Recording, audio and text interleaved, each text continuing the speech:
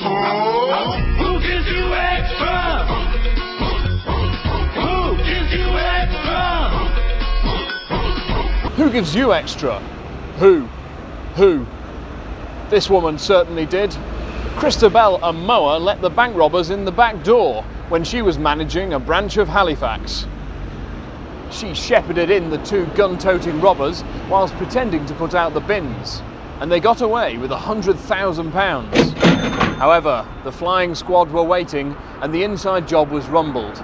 She's now gone from banking cheques to doing time with a 12-year stretch behind bars.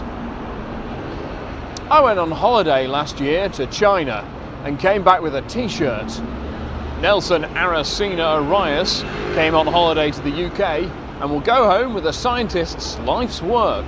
The callous thief arrived on a tourist visa in June this year and soon went on a crime spree of London's tourist hotspots. Among the bags that he swiped was a professor's suitcase containing USB sticks with 10 years worth of research.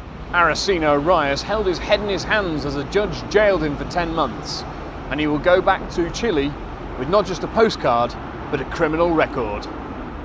Paedophile Lance Savage continued to claim his innocence, despite being caught with a stash of sick child pornography. The grandfather cried, "I didn't do it," from the dock, but the judge disagreed and said that his family should hear details of his appalling child pornography.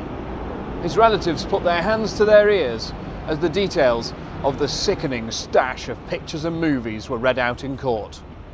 Savage, like fellow paedophile Abbas Burdell, was set free from court so that he could get treatment instead of a prison sentence. This lady was once used to being on the arm of Prince Andrew, but this week she found herself in the dock. The fabulously named Koo Stark is accused of stealing a £40,000 painting from the home of an ex-lover. The painting in question, of a moonlit castle against a landscape background, was snatched off the wall of Warren Walter's Notting Hill home, it is alleged. Stark flashed us a smile after pleading not guilty in court and will stand trial later this year. And finally, the next story will scare the living daylights out of you.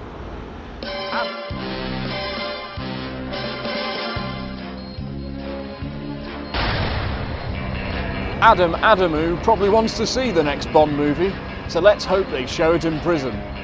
This fraudster had a golden eye for a good deal when he conned £600,000 out of 4 businessmen for a fleet of Aston Martins and a first edition set of James Bond novels.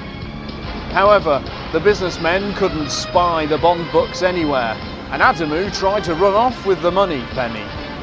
Eventually, the sky fall down on Adamu's con, and he will spend the next 3.5 years on Her Majesty's prison service.